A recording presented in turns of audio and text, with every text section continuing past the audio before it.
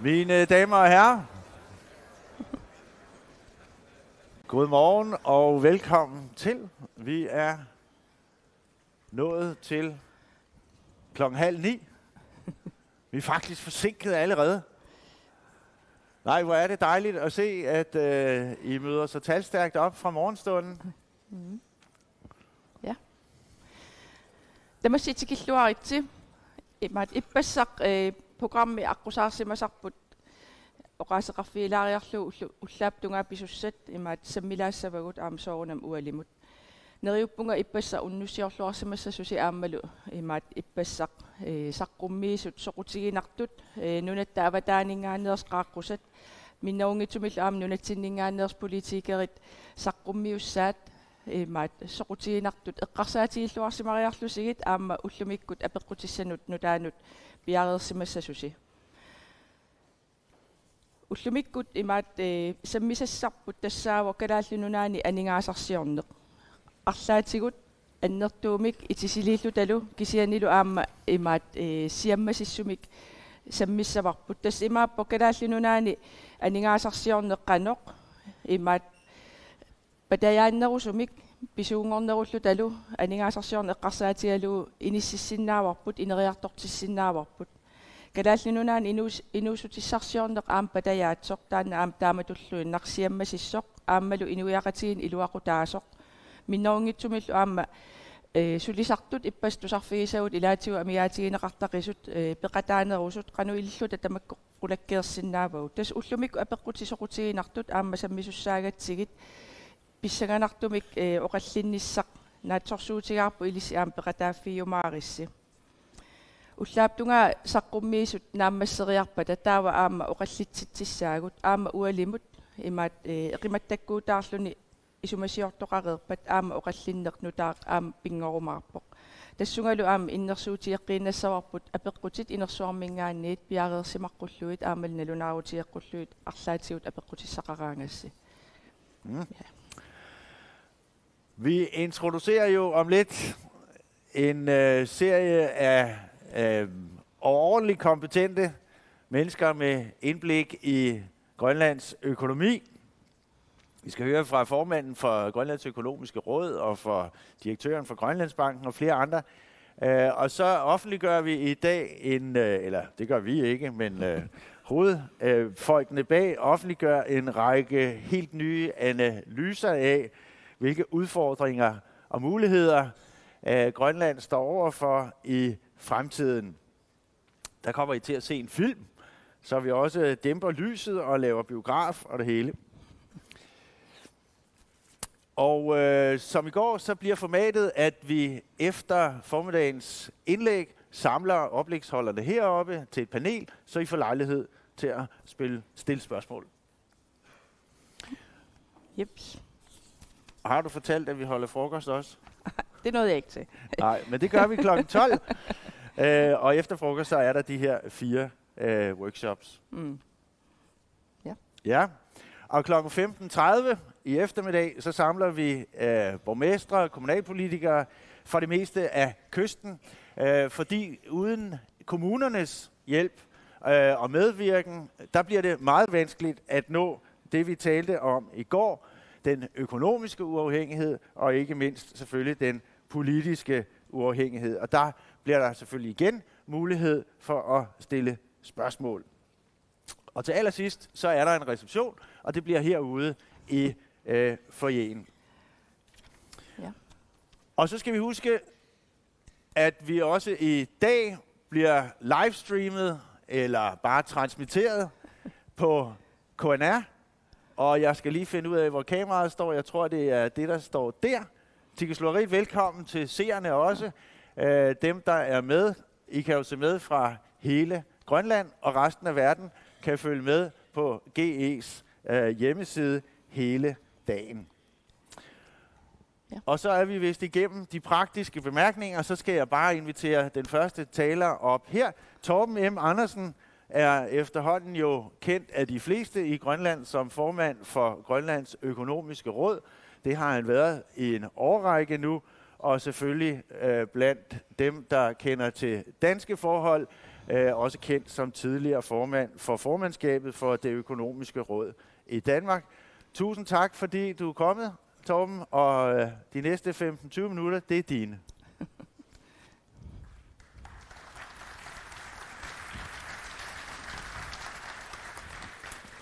Ja, mange tak for det, og muligheden for at komme her i dag og sige noget om nogle fremtidsperspektiver. Jeg er blevet bedt om at sige noget under den der sådan lidt hårde titel, kravene til den økonomiske udvikling i et scenarie uden tilskud.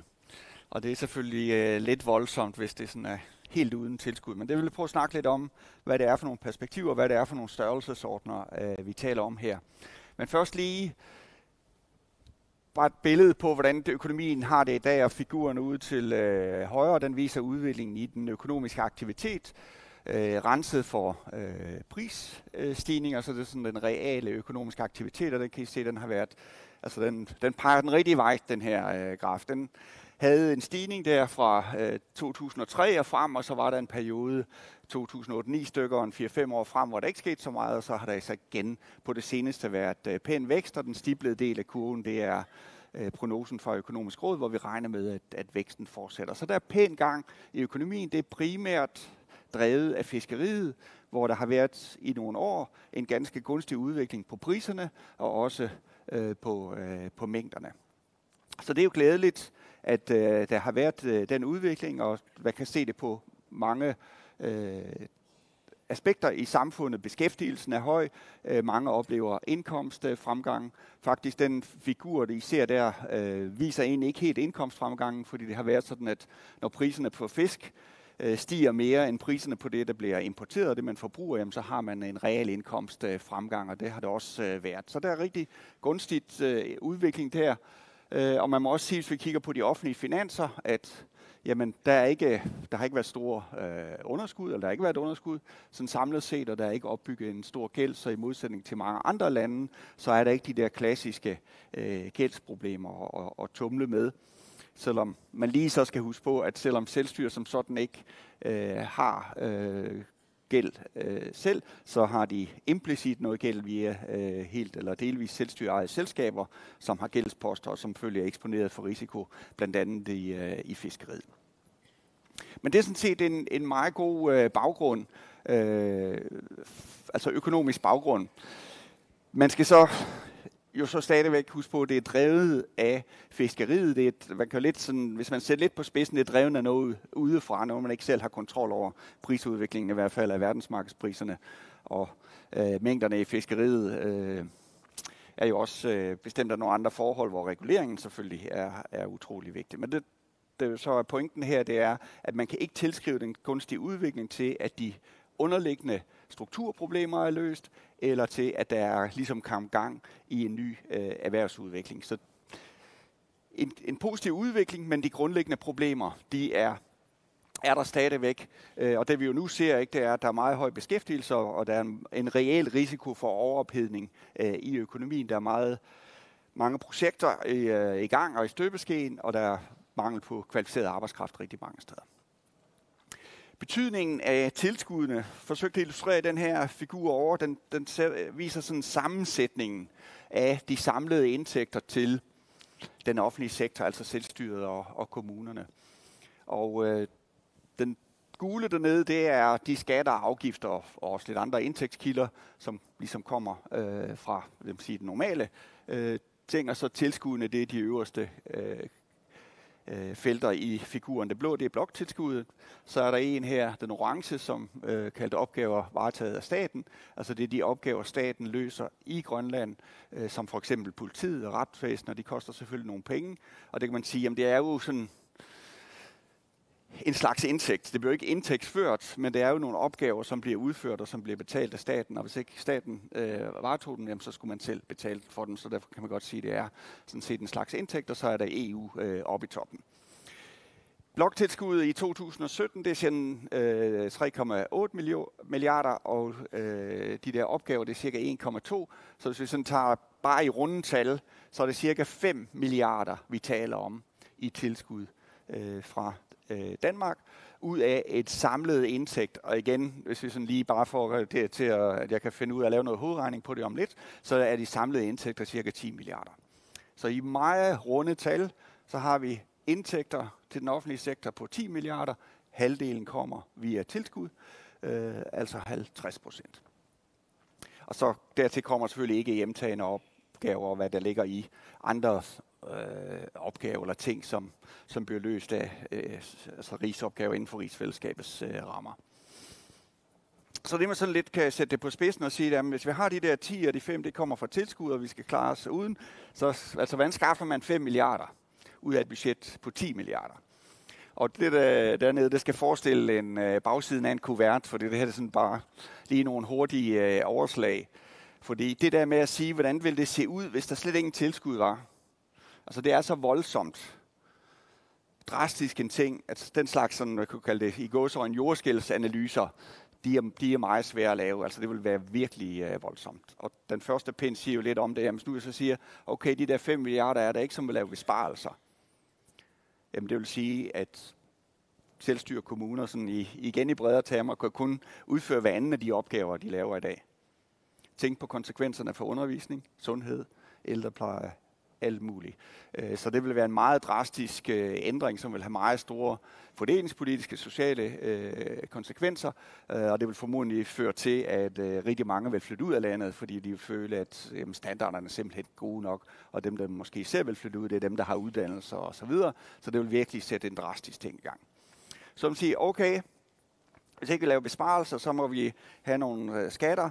Hvis det er sådan, at de skattesatser og afgiftssatser, vi har i dag, det leverer cirka halvdelen af provenyet, og vi skal have det dobbelte proveny, så skal igen sådan med et slag på tasken, så skal skattesatser og afgiftssatser være de dobbelt så høje for at give samme proveny. Det bliver voldsomt. Og det vil også have negative konsekvenser, fordi så påvirker det selvfølgelig den økonomiske aktivitet, så det vil også sætte en negativ økonomisk spiral i gang. Så besparelser eller skattestigninger, de er ligesom ikke særlig attraktive. Så ligesom, hvad er så tilbage? Jo, hvis vi kan få gang i en økonomisk udvikling, der vil øge altså aktiviteten i samfundet, så vil det også øge skattebaserne. Det vil sige, for samme skattesatser, så vil der komme flere penge i kassen. Det er der faktisk også kommet de senere år, fordi der har været fremgang i økonomien. Ikke?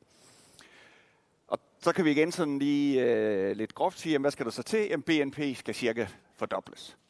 Fordi hvis det BNP, vi har i dag, det leverer cirka 5 milliarder, og vi skal have dobbelt så meget, så skal vi have cirka dobbelt så store skattebaser, det vil sige cirka dobbelt så stor BNP. Det er alligevel noget, hvis BNP skal fordobles. Det kommer ikke til at ske fra den ene dag til den anden. Så taler vi en proces, og det er jo det, der er interessant at diskutere. Hvordan kan vi have en proces, der gør, at afhængigheden af tilskuddene bliver mindre og mindre over årene. Hastigheden af det vil komme lidt tilbage til, at det afhænger helt klart af nogle politiske beslutninger. Men det, der selvfølgelig lige er lidt vigtigt at slå fast, det er, at nu har vi haft ganske pæn økonomisk udvikling de senere år, som I så i den første figur, jeg viste jer. Så der har væksten sådan set været der. Men tilskuddene er der jo stadigvæk. Så det viser jo, at bare fordi der kommer vækst, så er det ikke automatisk noget, der løser den her problematik. Altså der skal nogle politiske prioriteringer til. Og så skal man så også lige huske på, at der er nogle andre ting på dagsordenen her, fordi der er som bekendt en demografisk udfordring, der bliver flere ældre, og det er den der berømte milliard, der skal skaffes omkring 2040, så det kommer set oveni regnestykket der, og så skal man ikke følge ret meget med i den økonomisk-politiske debat for at se, at der er rigtig mange ønsker til forbedringer på rigtig mange områder, sundhed, børnepasning, det sociale område osv. osv. Så kravene til at realisere det her, de er rimelig store. Når man diskuterer det her, så er man selvfølgelig også nødt til at lige at tage en diskussion om, hvad mener man med en selvbærende økonomi, for noget kan jo være selvbærende på forskellige ambitionsniveauer. Og det, der ligesom tydeligt bliver indikeret fra politisk side, det er, at en selvbærende økonomi, den skal også være en økonomi, der ikke alene er uafhængig af tilskuddene på sigt, men også kan levere en anstændig levestandard. En levestandard, som i et eller andet omfang ligner den, vi ser i de nordiske lande. Og der er nogle krav til at opretholde nogle centrale ting i velfærdssamfundet i forhold til offentligt finansierede uddannelser, sundhed og hensyn til fordeling osv. Så der er rigtig mange hensyn her. Og en anden ting, som også er væsentligt, og som jeg ikke rigtig har tid til at gå ind og diskutere, det er uafhængighedsbegrebet. Hvad mener man egentlig med uafhængighed? Det er klart, at man er afhængig af tilskud, men man kan tænke sig mange scenarier, hvor man så bliver afhængig af andre ting. Store multinationale selskaber eller andre nationer. Så der er en væsentlig diskussion, hvad det egentlig er, vi forstår ved uafhængighed her. Det man kan sige om Grønland, det er, at selvom geografien er stor, så er det i sådan økonomisk forstand en lille åben økonomi. Med lille mener vi, at det er en lille befolkning, og Grønlands økonomis betydning for den globale økonomi er meget lille, men omvendt den globale økonomi har stor betydning. For Grønland er det jo primært verdensmarkedspriserne på fisk og også mineraler i forhold til at få gang i minedrift osv. Så Grønland er helt klart afhængig af, hvad der sker globalt. Men og en meget vigtig ting, når vi ser på de udfordringer her, og i forhold til at få en proces hen imod en mere selvbærende økonomi, hvor den er mindre afhængig af tilskuddene, så er det afhængig af forhold, som bestemmes her i landet, og som altså derfor politisk kan påvirke. Så derfor de væsentligste forhold her, det er nogen, der besluttes i landet, og hvor man har mulighed for at påvirke den udvikling, og dermed den kurs, der skal være. Og derfor vil jeg i det følgende koncentrere mig om nogle ting, som er ret centrale og nødvendige for at få den her proces, men som også er nogle ting, som grønlandske politikere kan påvirke og beslutte omkring. Og den første ting er uddannelse, og det har jo også været nævnt, og det er strengt taget et tema for konferencen her, betydningen af uddannelse. Og det er nok, hvis man skal nævne noget af det, der er mest veldokumenteret sådan i den økonomiske litteratur, og i forhold til at forklare forskelle mellem landene i velstandsniveau, i indkomstfordeling og næsten hvad som helst, så er det uddannelse. Betydningen af de kvalifikationer, man har, er hele grundlaget for rigtig mange ting. Det gælder for den enkelte i forhold til at få et godt og interessant job, og selvfølgelig med en fornuftig løn. Det gælder for samfundet, fordi det indkomstniveau, man kan have i samfundet, afhænger af kvalifikationer og dermed af uddannelse. Det har rigtig stor betydning for indkomstfordelingen, fordi hvis man har mange, der ikke rigtig har uddannelse, så kan de heller ikke rigtig få særlig høj indkomst eller få stabile jobs, og så har man stor ulighed.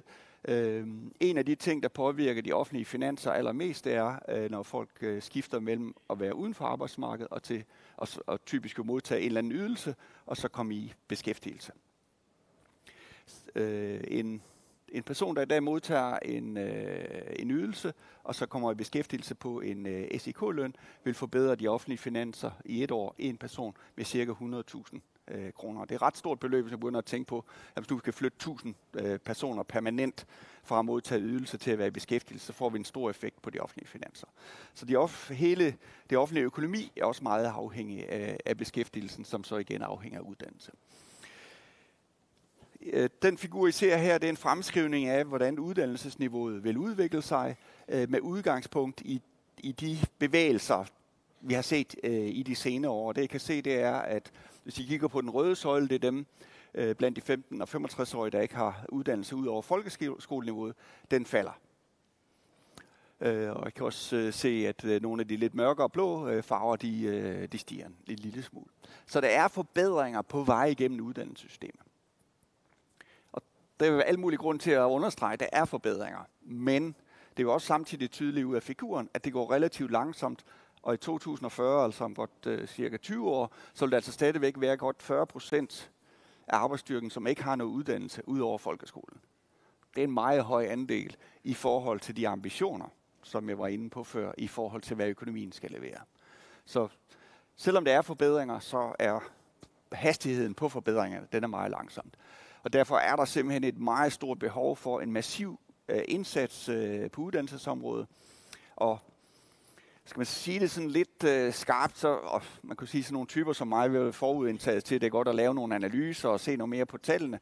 Så problemstillingerne er vel gennemanalyseret. Vi kender problemerne, så derfor er det ret vigtigt at komme fra den fase, hvor man analyserer og vurderer og så videre, til at komme over i handlingsmode og få eksekveret på ting inden for uddannelsesområdet. Og der, hvor der især er et meget stort behov for at tage fat, det er folkeskolen, fordi folkeskolen er grundstenen til alt, hvad der efterfølgende sker i forhold til uddannelse. Så når vi har så mange, der forlader folkeskolen med meget dårlige forudsætninger, og dermed typisk også motivation for at gå videre i uddannelsessystemet, så hjælper det ikke meget at lave forbedringer op på de højere niveauer, fordi det, der ligesom kommer ned fra folkeskolen, det er simpelthen generelt ikke stærkt nok. Det betyder ikke, at der ikke kommer nogen fra folkeskolen, der er stærk. Det gør der, men det er et spørgsmål om at få nogle flere med. Så det er måske det aller vigtigste, man kan gøre, som har et helt enormt fremtidspotentiale i forhold til alt i samfundsudviklingen. Det er at få gjort noget ved folkeskolen.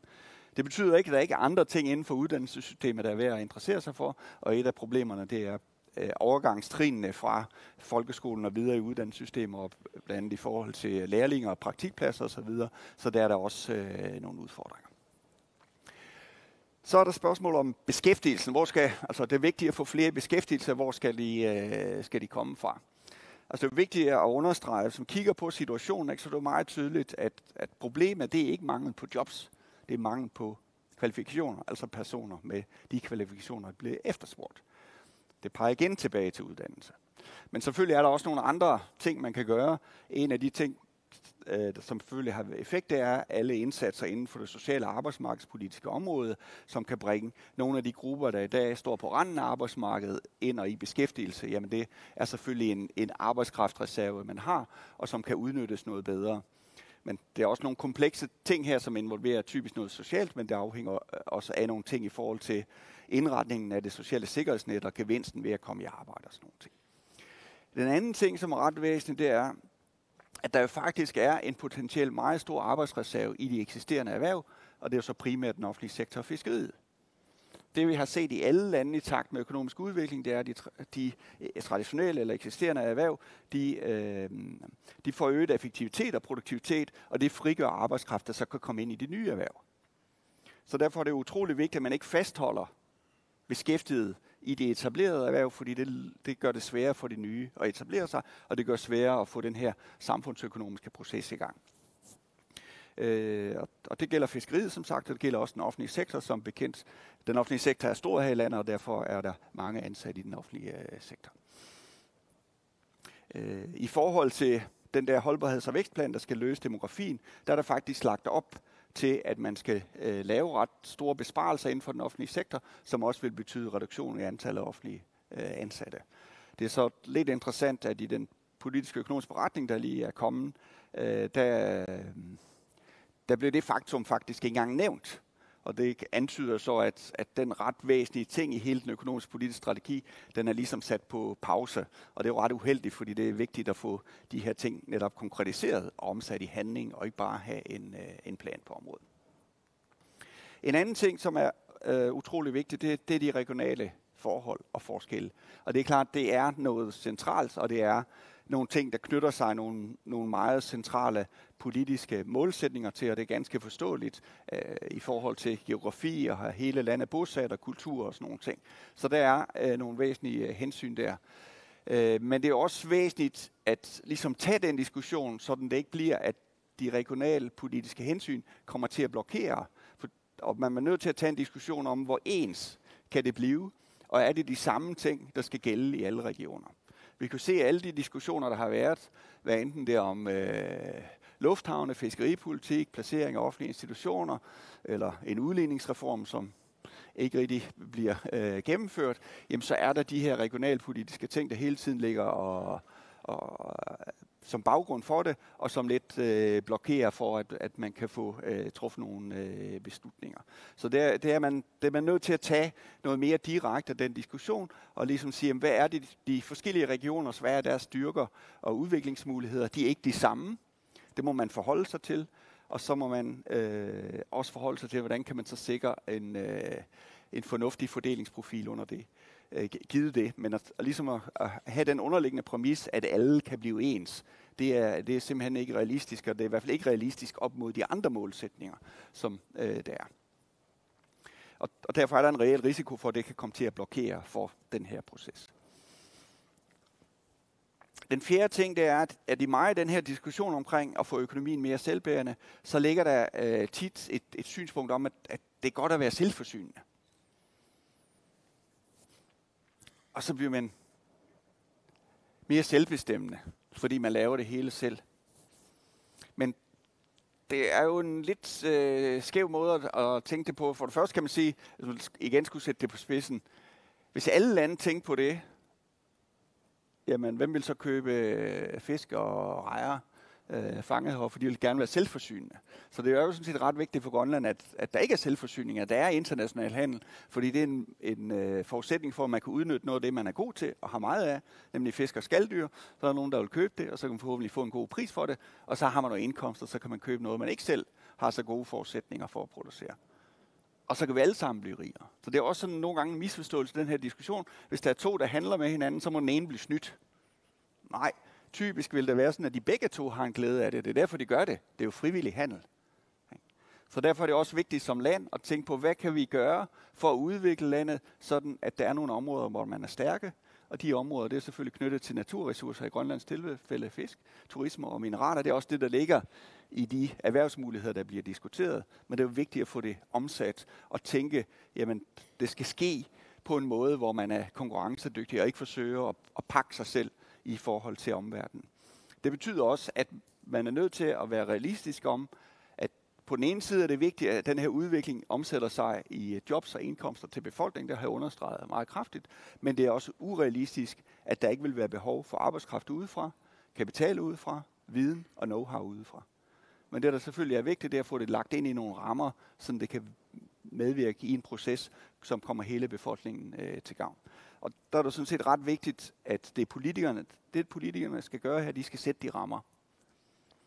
Men der er nogle gange, eller ofte kunne man sige, en tendens til, at politikerne også gerne vil være i gåseøjne erhvervsledere og gøre meget specifikke overvejelser, om det lige præcis er det ene eller det andet. Og det må sige, det er ikke en hensigtsmæssig arbejdsdeling. Politikerne skal sætte rammerne, og så er det erhvervslivet, der skal finde ud af, hvad kan fyldes ud i de rammer. Det der top-down i forhold til politisk at forsøge at bestemme detaljer i erhvervsudviklingen. Der findes der sådan set ingen eksempler på, at det har været en god måde at gribe tingene an på. Og det fører mig til den næste her omkring den økonomiske politik.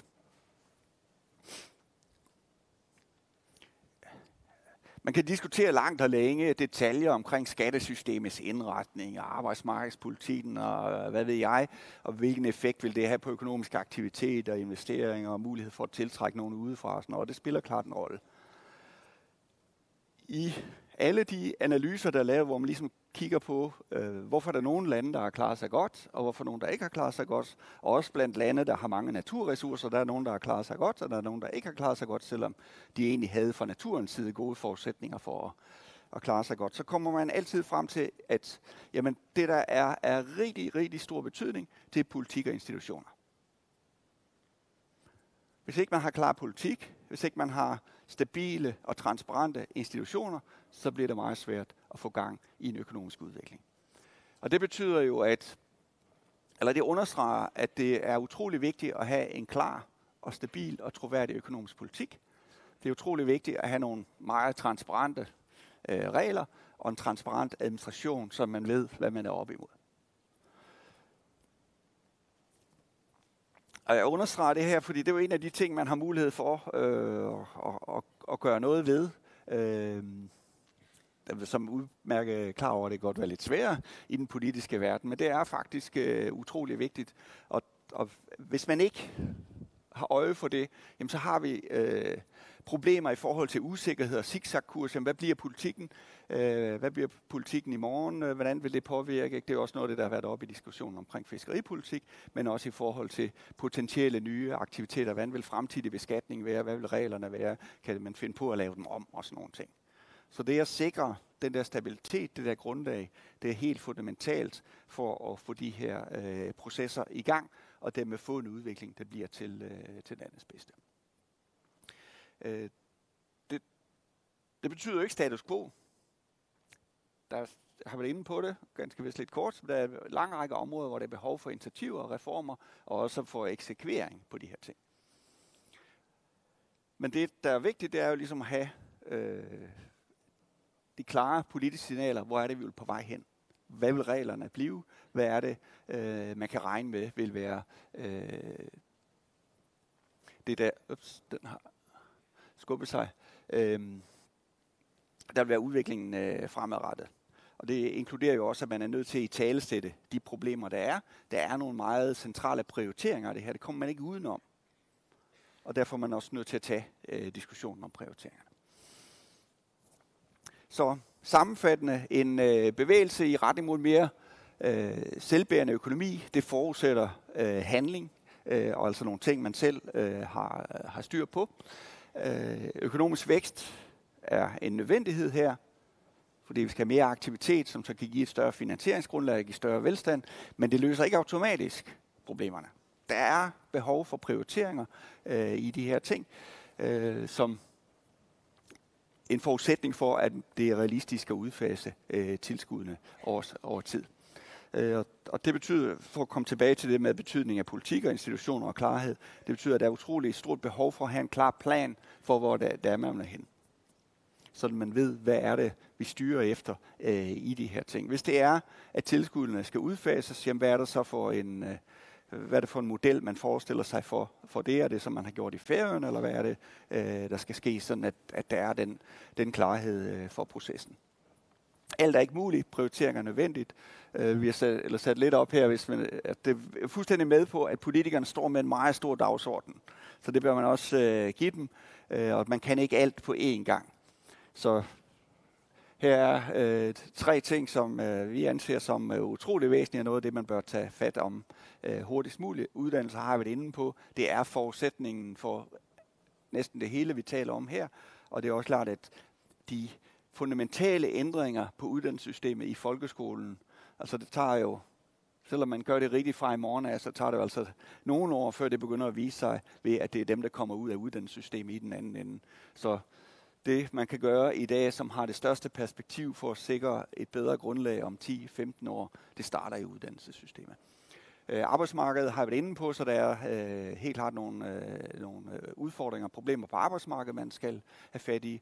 Og den offentlige sektor har jeg også været lidt inde på, at der er nogle meget store udfordringer, som også er knyttet til det med demografien. Der er lagt en plan, men den plan, kan man sige, har nogle målsætninger, men der mangler at komme det konkrete fra målsætninger til handlinger, så det kan blive ført ud i livet. Så som sagt, der er nogle muligheder, der er også nogle udfordringer, men der er også et handlingsrum, man kan arbejde i for at få en proces, hvor økonomien bliver mere selvbærende og dermed mindre afhængig af tilskuddene. Tak for jeres opmærksomhed.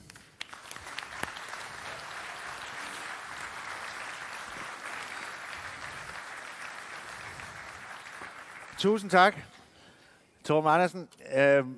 Fabelagtigt, interessant og skønt med et så præcist overblik til den her dag, hvor vi kommer til at tale rigtig meget om mange af de elementer, du har nævnt. Ikke mindst det her med de regionale forskelle. Vi har en lang række politikere fra de forskellige regioner i Grønland til stede, og de bliver samlet heroppe til sidst. Så lad mig starte med at spørge dig om det. Vi har lige nogle minutter her nemlig. Når du siger, at så diplomatisk, at man skal vende sig til, at der er regionale forskelle, og ikke prøve at gøre alle regioner ens. Hvad mener du med det? Jamen, der ligger mange ting i det. Der ligger blandt andet det, at de potentielle erhvervsmuligheder, der er, vi diskuterer, når vi diskuterer råstoffer eller turisme, også fiskeriet for den sags skyld, jamen de er jo ikke ens på tværs af landet. Så der er nogle forskelle i muligheder og potentiale der, som man er nødt til at forholde sig til. Så er der som bekendt også store geografiske aspekter knyttet til bosætning, byer og bygder, og det har stor betydning for det, som både kommuner og selvstyre kan levere, altså på velfærdsområdet, hvor der er, altså det er jo en kendsgerning, at der er nogle meget store forskelle i forhold til det, lad os kalde det sådan et bredt serviceniveau, man kan tilbyde, eller man har adgang til som borger på tværs af landet. Så der er nogle ganske betydelige forskelle der, som man er nødt til at tage fat omkring. Jeg leder desperat efter et sted og fanger dig på, at du siger, at vi bliver nødt til at nedlægge nogle bosteder, fordi de er for dyre i drift. Ja.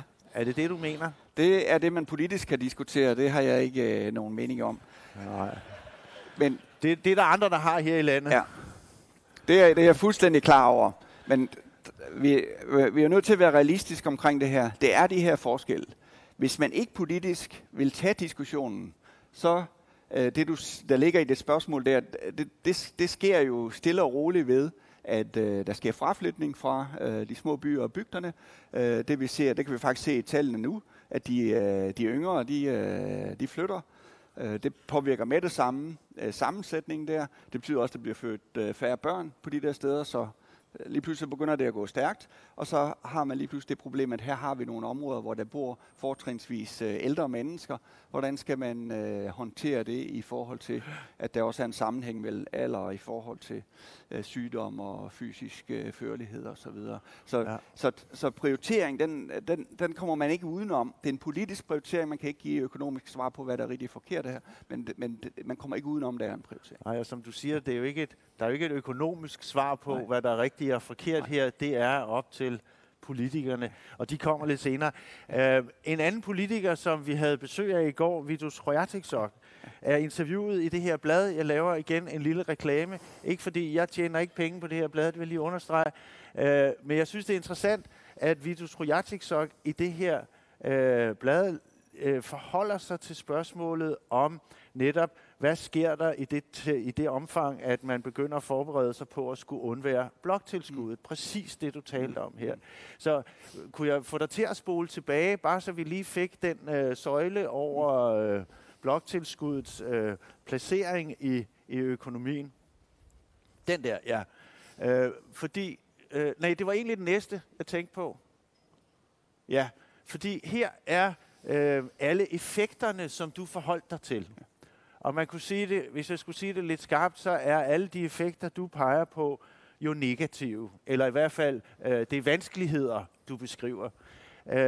Og det der, jeg synes, der er tankevækkende ved det, som Vitus Qujaukitsoq siger her, at han mener, at der er nogle positive effekter. Jeg tror i økonomien, man kalder dem dynamiske effekter. Altså, der er nogle positive effekter ved at begynde at se frem til at undvære bloktilskuddet, og måske gøre det på et eller andet tidspunkt. Og det er mere sådan en, lad os sige, nogle sociale effekter, altså at i Vitus Qujaukitsoqs øjne, og i mange vælgernes øjne her i landet, der er jo rigtig mange, ved vi fra den seneste meningsmåling, som har den opfattelse, at det faktisk vil have nogle positive effekter, at løsrive sig og dermed undvære bloktilskuddet. Ja. Og de her positive effekter, man kan udtale dem på mange måder. Vitus Qujaukitsoq taler om, at der vil være flere, der får øje på behovet for at generere indtægter. Der vil være flere, der tager et større ansvar for at forsørge sig selv. Du fortalte selv, hvor enorm effekt det har, hvis man flytter mennesker fra offentlig forsørgelse over på en lønindkomst på SIK-niveau. De her positive effekter, tror du på dem? Jamen, det kan man ikke afvise til dig. Det går ind i en stor diskussion, der har været, hvorfor kan vi se nogle lande få lave reformer, andre lande ikke få lave reformer. Og der er det så et resultat, som man ser masser af eksempler på. Der er ikke noget så godt som en krise til at få politikerne til at lave reformer. Når det virkelig er i dyb krise, så rykker man sammen, og så tager man ansvar. Det er lidt svært at vende det om og så sige, derfor anbefaler vi en krise. Ja. Og det må jo, men, så det gør vi ikke.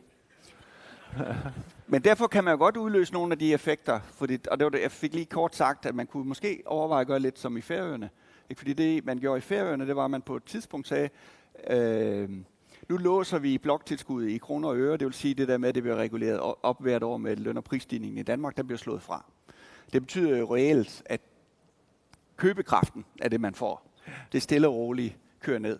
Og så er det jo sådan en, skal vi kalde det en planlagt krise. Fordi så ved man det, jamen det kommer til at ske, og man kan tegne nogle fine grafer, man kan se, det kører nedad, ikke? Og så får man jo måske den, fordi det der ligger lidt i det, du siger, og dit spørgsmål, det er jo, hvad skaber disciplin til at tage fat om problemet, ikke? Jamen så ved man står over for den profil, og så har man jo ligesom bundet sig til masten, og så må handlingen følge. Ikke? Så, men det er jo sådan set også at give Vitus ret i, at sådan nogle, hvis man påtager sig sådan nogle bindinger eller forpligtelser, hvad nu man skal kalde det, jamen så kan det være noget af det, der er med til at drive, at man ligesom siger, okay, det er det, vi vil gerne vil derhen. Nu har vi lagt en sti for det, vi har bundet os til det, nu må vi komme til handling. Det er præcis det, han siger her. Bloktilskuddet har været afgørende for den måde, vi indretter vores liv på. I det øjeblik, vi ikke længere er afhængige af det, skal vi selv til at generere de nødvendige indtægter, og det tror jeg vil være sundt for os. Men det er ikke en kur, du anbefaler? Jo, jeg er jo ikke uenig. Jeg har netop snakket om at få en proces helt mere selvbærende. Det er mere bare, hvis det sådan er meget drastisk, det var det også, jeg forsøgte at sige her, hvis det er meget drastisk, at man ligesom siger, nu tager vi voldsomt hug på de der, så kan krisen altså blive så stor, at selvom det måske kan frembringe noget handling, så kan det altså også bringe økonomien ud i en så voldsom negativ påvirkning, at det kan være lidt svært at komme tilbage på vejen. Ikke? Ja. Og det vil jo, altså, der er mange balancepunkter her. Et af balancepunkterne, det er jo migration, ikke?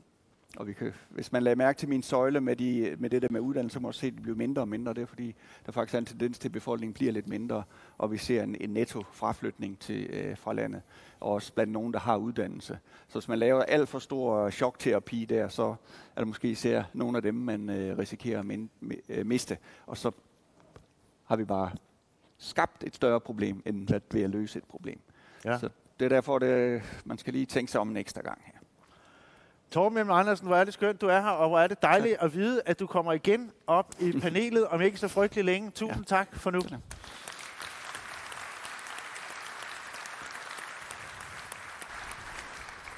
Og lad mig lige tilføje også en lille reklame, fordi som Torben jo flere gange har refereret til, så har de nogle erfaringer på Færøerne, som er overordentligt relevante. Og hvor er det skønt at vide, at der er en meget stærk repræsentant fra Færøerne heroppe lige om lidt. Ja, men inden vi når dertil, så skal vi lige høre et nyt indlæg. Og det er fra Lars Lund. Værsgo, Lars. Og han kommer fra Copenhagen Business School og har også tidligere undervist på Elisma du Sarfik.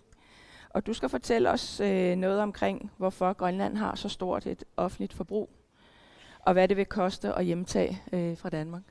Værsgo.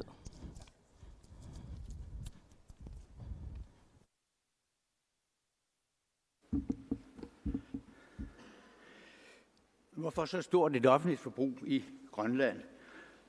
Journalist Elna Ede, hun skrev den 12. april 2009 i avisen AG, at staten driver disse områder billigt med stordriftsfordele, som Grønland ikke har, med sin administration for bare 56.000 borgere og en evig mangel på ekspertise.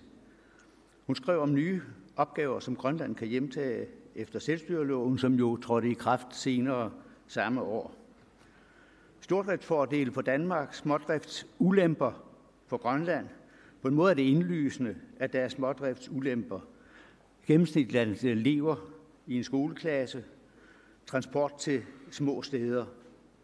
Og det er måske derfor, man så sjældent taler om det. Og så dertil kommer, at det kunne også have været dyrt for Danmark, dengang da Danmark løste opgaverne i Grønland. Danmark kunne også have smådriftsulemper. For at gøre problemstillingen klar, så er der følgende lille eksempel. Ved hjemtagelse efter hjemstyrelovens paragraf 5, så fik Grønland det beløb, som det havde kostet Danmark at løse en opgave. Det Danmark sparede, når det blev overtaget af Grønland. Vi ser på 2 år. Et år i 1980'erne for eksempel, og så 2014. Dengang og nu.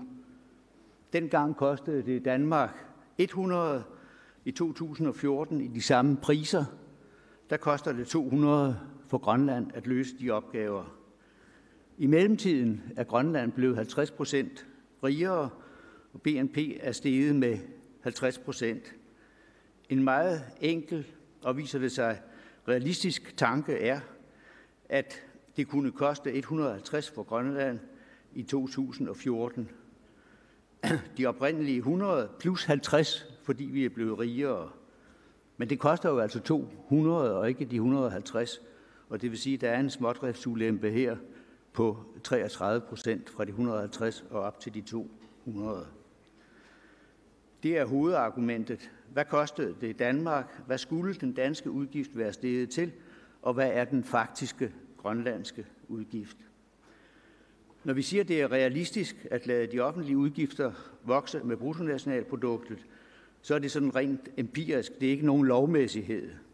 Men i Danmark følger det offentlige forbrug, BNP, det vil sige, som en reel andel af bruttonationalproduktet, så er det offentlige forbrug stort set uændret fra 1980'erne og til i dag. Offentligt forbrug er ikke det samme som offentlige udgifter. Udgifterne omfatter også husholdninger og overførsler, tilskud til husholdninger og erhverv, sociale tilskud og subsidier. Også overførslerne som procent af BNP har været stabile i Danmark i vores periode, og som vi skal se, så gælder det ikke for Grønland. Hjemtagelsesperioden er 1980 til 1993. Rammen for processen er 2 sæt folketingslove. Der er hjemtagelseslove, som siger, at hjemmestyret skal løse de og de opgaver, og fra hvornår. Den første lov er fra 1978 om folkeskolen. Og så er der tilskudslovene. De fastlægger størrelsen af det tilskud, som der kommer det enkelte år, og de bestemmer, hvordan tilskuddet skal reguleres fra år til år. Reguleringen er for prisstigninger. Efter lidt forskellige formuleringer blev det med loven om tilskuddet i 1990 bestemt, at der skulle reguleres efter et omkostningsindeks for statens driftsbudget. Jeg har kunnet konstruere, hvad det nye lag i bloktilskuddet var for det enkelte år, og dermed har vi med støtte i lovene om, hvad hjemmestyret skal påtage sig af den basale oplysning til løsning af de og de opgaver, er der så og så meget i tilskud. Næsten hele det endelige bloktilskud, det kommer i 4 store klumper. Det er med nogle hovedpunkter. Så skal vi en gang frem her. Det er 1980. Der er skole og erhvervsuddannelser, og så er der hele socialpolitikken med reale ydelser og tilskud. Og så i 1985, der har vi erhvervsområdet med overtagelse af den kongelige grønlandske handel og forskellige former for erhvervsstøtte. Og i 1987 overtager man forsyningen eller vand med videre og boliger, og i 1992 så den sidste store hjemtagelse, og det er sundhedsområdet. Og jeg følger nu logikken i mit lille indledende eksempel. Hver af de 4 klumper reguleres frem til 1994 ved stigningen i Grønlands BNP, så har vi både prisstigninger og større produktion med, altså opskrivningen på grund af, at Grønland er blevet rigere.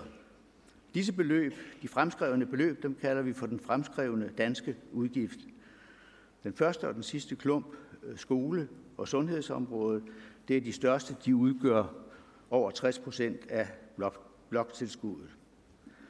Hvad kostede det så rent faktisk Grønland i 1994 at løse disse opgaver? Og der kan man sige, at vi er lidt på herrens mark, fordi der er ikke kontonummer, som præcis viser, at der kom i tilskud, at det går til at løse de og de ting. Jeg har med detaljerede regnskaber og oversættelsesnøgler fra kontonumre til kontotekster og til offentlige funktionsområder fordelt udgifterne på de 4 store klumper, som vi kan kalde for skole, erhverv, boliger og sundhed. Og tak til Lene Baunbæk fra Grønlands Statistik for helt til at have hjulpet mig med det her materiale. Denne fordeling fra regnskab til opgave, den gælder kun det offentlige forbrug. Hvis det offentlige, altså der, hvor det offentlige lægger beslag på ressourcer, det vil sige arbejde og varer og tjenester. Der er også tilskud, social støtte til husholdninger, erhvervsstøtte, boligstøtte, og her er tallene for så vidt nemme at komme til. Og så er vi klar til at dividere Vi har den grønlandske udgift i 1994 og den fremskrevne danske udgift for det samme år. Og den fremskrevne danske udgift, den er altså større end bloktilskuddet, fordi der, som jeg har nævnt nogle gange, bliver reguleret for stigende velstand. For de 4 klumper til sammen, der er den grønlandske udgift 66% større end den danske udgift. Det er en stor forskel. Der er stor forskel på, hvor meget dyrere de enkelte områder er. Vi kan se, at den første store klump, den skyder over med 120%. Den er altså mere end 2 gange så stor som den i gåseøjne danske udgift. Altså, hvad ville Danmark have betalt, hvis Danmark stadigvæk stod for området? Og det skyldes ikke tilskud, det skyldes ressourceforbrug, skole, erhvervsuddannelse, social bistand med videre er blevet dyrt. Erhvervsområdet er lidt specielt, det skyder også meget over her i starten, men det er rent faktisk tilskud, så man kan sige, at tilskuddene i starten af hjemmestyreperioden kom ud af kontrol. De sidste klumper, boliger og sundhed, de ligger ikke så frygtelig langt fra den fremskrevne danske udgift. Og så går vi videre fra 1994 til 2014. Hvad er udviklingen? Og på 2 områder, der sker der ikke noget. Smådriftsulemperne for skole er stort set de samme, og for sundhed, der ligger vi også på det samme niveau, det vil sige stort set som den danske udgift. Udgifterne for erhverv, de falder drastisk, faktisk til lidt under den fremskrevne danske udgift, og forklaringen er mindre subsidier. Tilskudsfesten er forbi, hvilket ikke har så meget at gøre, hverken med smådrift eller stordriftsfordele. Endelig er boliger forsyning faktisk blevet billigere i den forstand, at man er kommet ned under den fremskrevne danske udgift.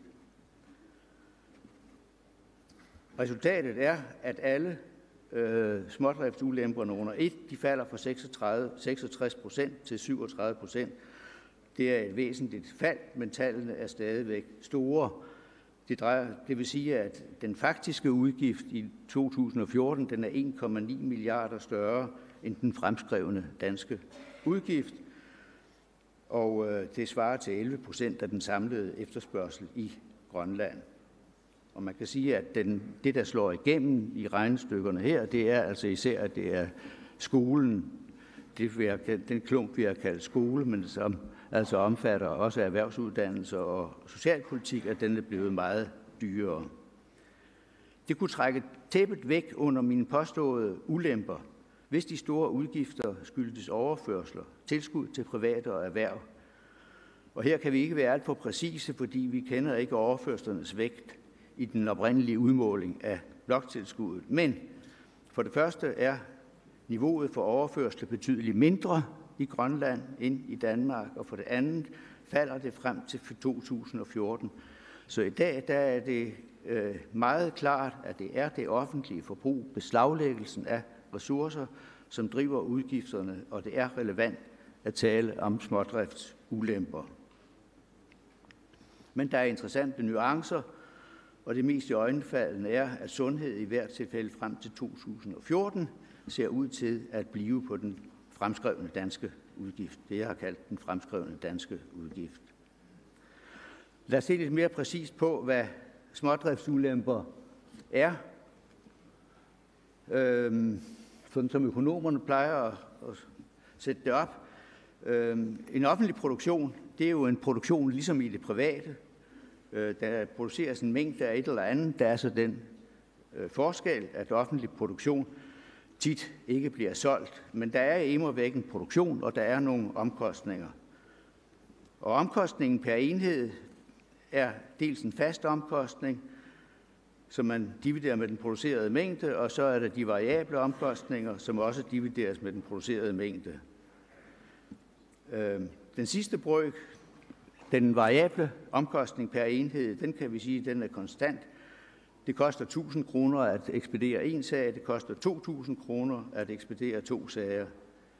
Det er de variable omkostninger, men den faste omkostning, det der at have hele apparatet i gang, ja, den er fast, og det er klart, at den bliver stor, hvis produktionen er lille. Og så er vi tilbage i det indledende citat fra Ellen Egede for bare 56.000 borgere. Men det kunne også have været dyrt for Danmark. Befolkningen i Grønland er 1% af den danske, og vi har beregnet den fremskrevne danske udgift til at være godt 0,6% af den samlede udgift hjemme. Et første skøn over, hvad den fremskrevne danske udgift skulle udgøre, det kunne jo være, at når der er 1% af den danske befolkning, som er den grønlandske befolkning, så skulle det koste 1%. Men rent faktisk, så var det altså kun 0,6%. Så Danmark, de har været relativt effektive til at løse opgaverne. Man kan sige, at Grønland dengang var mindre velstående end Danmark. Det kunne tale for, at det, som det kostede Danmark, skulle være under 1%, men helt ned på 0,6%. Det virker faktisk lavt. Hvis man skal sige, hvad fordelen kunne være for Danmark, og hvad det altså er, at en smådriftsulempe, som man har i Grønland, så kunne man sige, at for den faste omkostning for Danmark, at den ligesom falder væk, fordi man har det faste apparat i forvejen, så man har kun de variable omkostninger divideret med den producerede mængde. De faste omkostninger er faldet væk. Danmark skulle alligevel have løst disse opgaver hos sig selv. Fik Grønland for lille et bloktilskud, det kan man diskutere, men med den grove forenkling, som jeg undskylder for, så fik man altså den variable omkostning. Man fik det som Danmark sparede. Når Grønland hjemtog et område,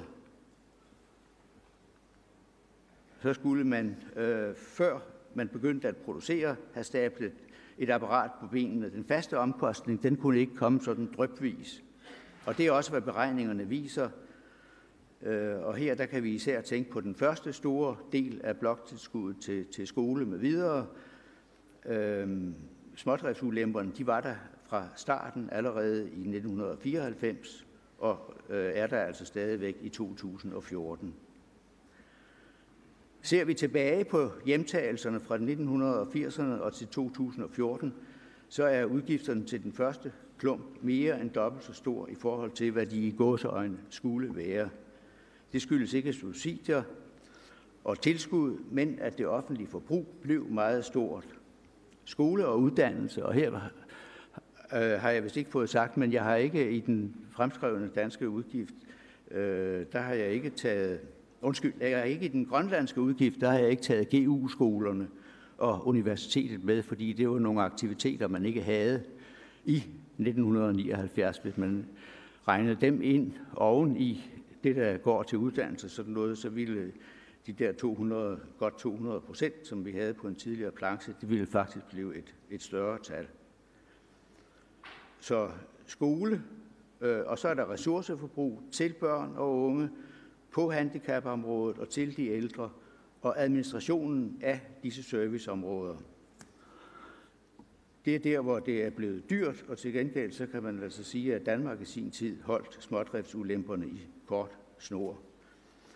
Det ser ud til, at der er de der smådriftsulemper, men man kan sige, at på sundhedsområdet, at der er tallenes tale måske ikke så stor. Hvis vi ser frem, så har vi i selvstyreloven flere områder, der kan hjemtages, og det er dem, hvor Ellen Egede forudsagde, at det ville give yderligere ulemper for Grønland. Her der er det interessant at tage politiet som en case. Statistikken for de offentlige finanser har en funktion, der hedder offentlig orden og sikkerhed, og her er politiet med en lille 0,5 milliard kroner i 2014 langt den dyreste post. Og her kommer så overraskelsen, for vi har sagt, at det var billigt, når Danmark stod for et område, men politiet i Grønland koster 4,6% af den udgift, Danmark har hjemme. Udgiften til det grønlandske politi er nærmest uforståeligt stor. Ville det koste yderligere smådriftsulemper oveni, hvis opgaven kom hjem? Eller er politiet i realiteten en grønlandsk aktivitet med indbyggede smådriftsulemper, hvor det bare er Danmark, som betaler? Hvis vi tænkte os en hjemtagelse her og nu, så skulle skatterne i Grønland sættes 10% op. Ja, i virkeligheden ville der stige meget mere. Mindre import, mindre privat forbrug og så videre. Temabaggrunden for denne konference er økonomisk uafhængighed og selvstændighed. Jeg vil holde mig til økonomisk uafhængighed. Og lad os forstå det sådan, at der ikke er flere hjemtagelser, men at Grønland skal kunne klare sig uden bloktilskuddet. Ja, det er jo så det, som Torben har talt om. Eller måske bare, at bloktilskuddet skulle ned på færøsk niveau. I 2017, der ville det sige fra 3,7 milliarder til 0,9 milliarder, eller 2,8 milliarder kroner. Opgaven er, som vi har hørt, meget stor, og man kan ikke sige, at vi er på vej. Vi er ikke på vej. Med uændret befolkning og flere offentlige ansatte, der peger pilen i den modsatte retning. Kan vi stille nogle fornuftige spørgsmål i forhold til det, vi har talt om her? Altså mere økonomisk uafhængighed på trods af smådriftsulemperne. Kan vi gøre noget ved dem, eller er løbet kørt? For at løse et problem er det nødvendigt at kende årsagen til problemet. Jeg mener ikke, at man i Grønland har været gode til at sige, at det her det bliver dyrt, fordi vi er små. Men man kan sige, at det er aldrig for sent at tage diskussionen. Og for det andet kan flere områder, som i dag har hver sin faste omkostning, kunne de trække på den samme faste omkostning, altså man kunne lave en eller anden effektivisering på den måde i den grønlandske forvaltning og service. Er der områder for det tredje, som kan outsources, så Grønland kan købe forvaltning og service hos virksomheder, institutioner og organisationer, der producerer med stordriftsfordele. Og så endelig et fjerde punkt, som jeg vil pege på, det er, at økonomer kan godt lide at tale om priser. Kan der være noget med smådrift i henholdsvis Grønland og Danmark, eller mere præcist, kunne der være en fordel ved et andet løn- og prisniveau i Grønland? Antag, at ressourcerne bag den faste omkostning udelukkende er grønlandske, og det er oplagt at tænke på arbejde, på lønomkostninger. Og til gengæld er der et importindhold, siger vi, i ressourcerne bag den variable omkostning, som er knyttet til den løbende levering af forvaltning og service. Og i så fald ville lavere lønninger og priser i Grønland have betydet et større fald i de faste omkostninger end de variable omkostninger, fordi importpriserne er uændrede. Importprisen vil altså virke på den variable omkostning, ikke på den faste omkostning. Mindre løn betyder mindre smådriftsulemper, og denne mulighed hviler på en forudsætning om, at det er, som jeg sagde, sat ting på spidsen, altså ingen import til den faste omkostning. Om det så helt forholder sig sådan, men det kan man jo undersøge og tænke over. Jamen, tusind tak. Ja.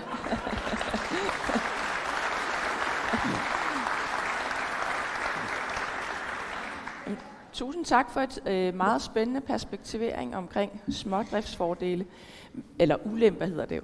Men jeg kunne egentlig godt tænke mig at spørge ind til de 4 emner, som du afsluttede med. Er der noget, Grønland kan gøre sådan på den korte bane her og nu? Fordi vi ved jo, at Grønland har en stor offentlig sektor. Hvad meget kort? Jeg tror jo, det minder jo... Altså, det minder jo meget om den problemstilling, som Torben Andersen også ender op med. Altså, hvad kan man gøre? Og der kan man sige, at man skal jo starte med at diskutere problemerne, altså identificere, sætte sig sammen og sige, at nu er det ikke...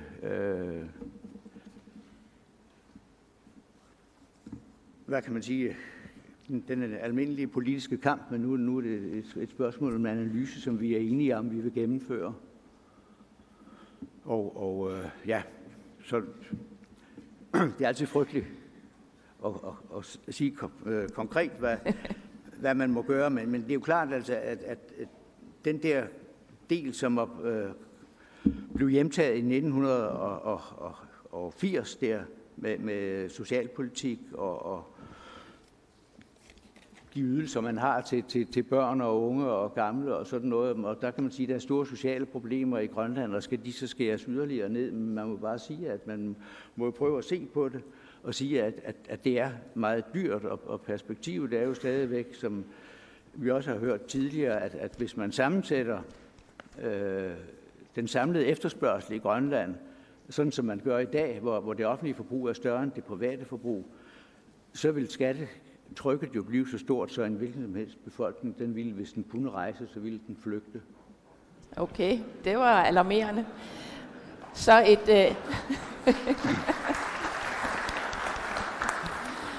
et lille bitte spørgsmål mere. Er der nogle områder, som du tænker, at Grønland med fordel kunne overtage, som ikke rammes så drastisk som nogle af de perspektiveringer, du har lagt i, med tal for, hvor mange ulemper der er ved at overtage til så lille et befolkningsgrundlag? Du tænker på listen i selvstyreloven om, hvad man kan hjemtage? Ja. Altså, jeg synes jo, en plan, hvad kan man sige, en styret plan for at reducere afhængigheden af bloktilskuddet, at det skulle man starte med. Og så fordi jeg tror også, at når jeg har bevæget mig rundt i Grønland, og meget i nullerne, og desværre ikke så meget i de senere år og sådan noget, men det er jo, at det er bloktilskuddet, som symboliserer afhængigheden. Og derfor mener jeg, at det er vigtigere at frigøre sig af bloktilskuddet i første omgang, eller for en stor del af bloktilskuddet i første omgang, og så lad os se på hjemtagelserne senere.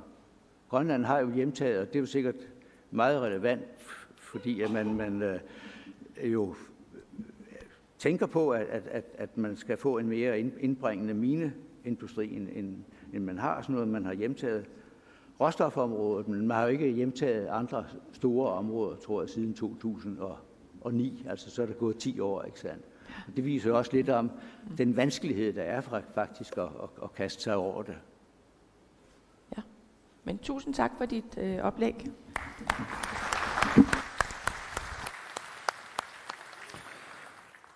Tak til Lars Lund. Vi har nogle gange nævnt Færøerne. Og det er bare en fornøjelse, at vi har en færøsk gæst på talerlisten, som i lang tid har erhvervet sig et rigtig, rigtig dybt indblik i lige præcis alt det, vi står og taler om her, bare fra et færøsk perspektiv. Tak fordi du er kommet, Marita Rasmussen, direktør for Færøernes Arbejdsgiverforening. Ordet er dit. Tak skal du have, og tak alle sammen, og tak for invitationen. Jeg har fået en opgave til i dag, og det er at snakke om erhvervspolitik i en åben økonomi, som den færøske og den grønlandske også. Og så det her med stabilitet, betydningen af stabilitet og adgang til arbejdskraft.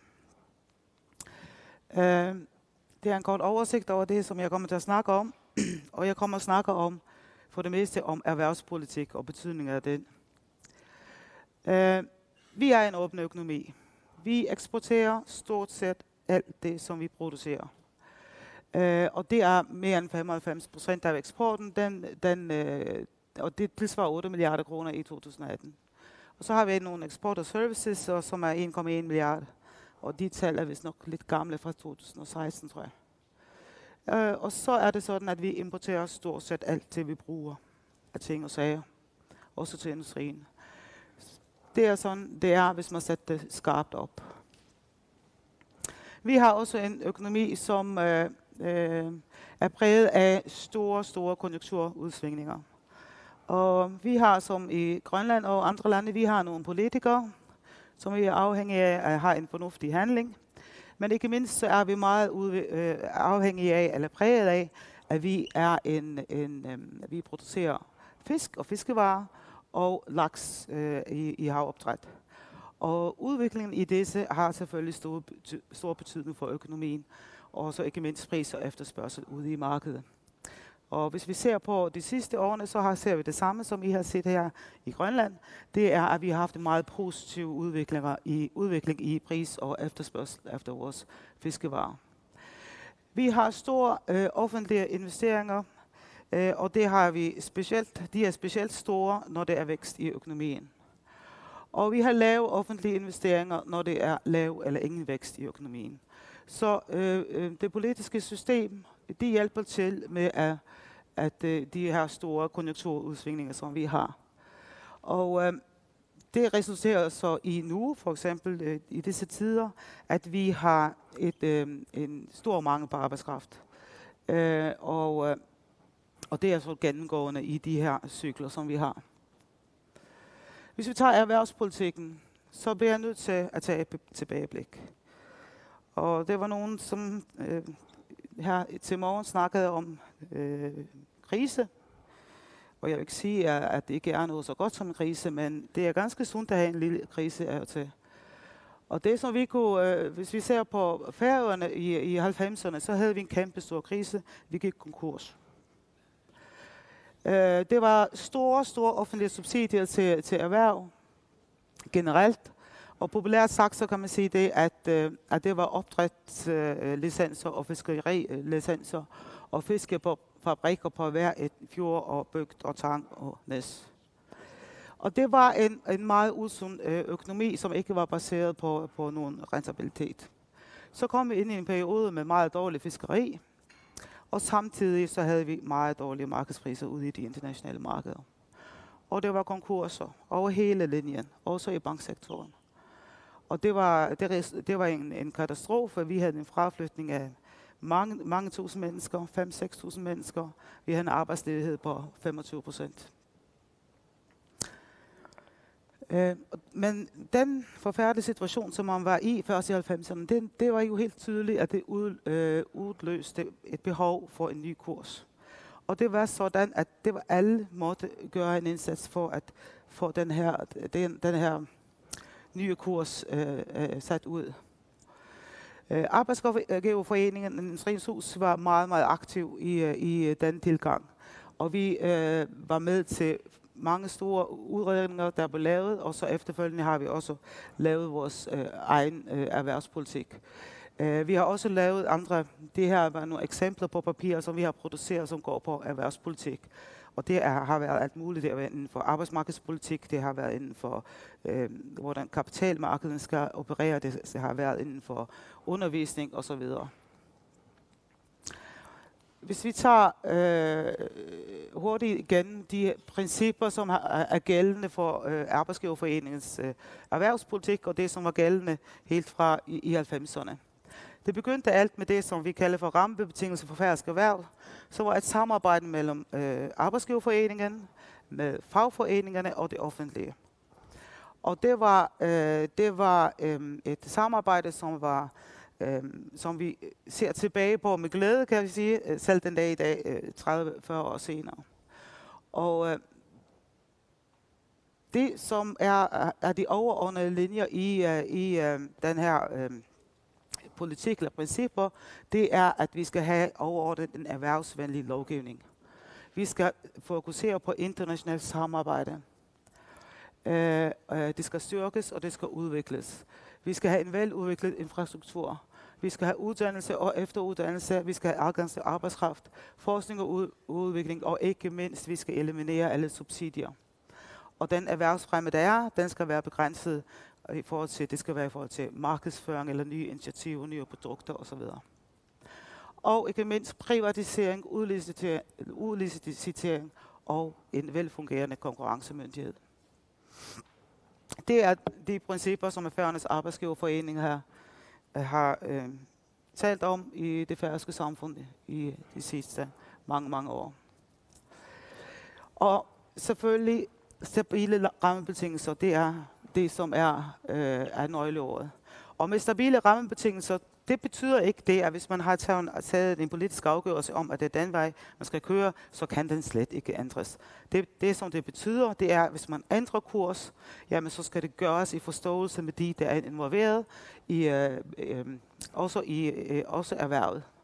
Det er meget vigtigt, sådan at man har et tillid til, at den nye kurs eller justering, at det bliver gjort på en fornuftig måde for alle parter. Men også inden for det offentlige har man arbejdet med erhvervspolitik, og de har lavet nogle politikker år for år. Og hvis man ser på grundsætningerne i den offentlige erhvervspolitik, så ligner det meget på det, som Arbejdsgiverforeningen også har sagt. Og det er det her med forudsigelige rammebetingelser. Vi vil skabe fremgang og vækst for erhvervet. Vi vil have, erhvervet skal have fred og ro og mulighed til at udvikle sin virksomhed efter markedsøkonomiske forudsætninger. Og det er det samme grundlag, som vi har. Det er den første rapporten, det her med rammebetingelser for færøsk erhverv. Og principperne i den offentlige politik, de er stort set de samme. Det er nogle andre ord, nogle finere ord, og det er mere af det samme. Og det er det, som vi har arbejdet ud fra siden krisen i 90'erne. Og selvfølgelig er det helt ikke lyserødt, og man altid har gjort sådan, som det står i de her papirer. Men overordnet set, så har det været retningslinjerne, og har været meget.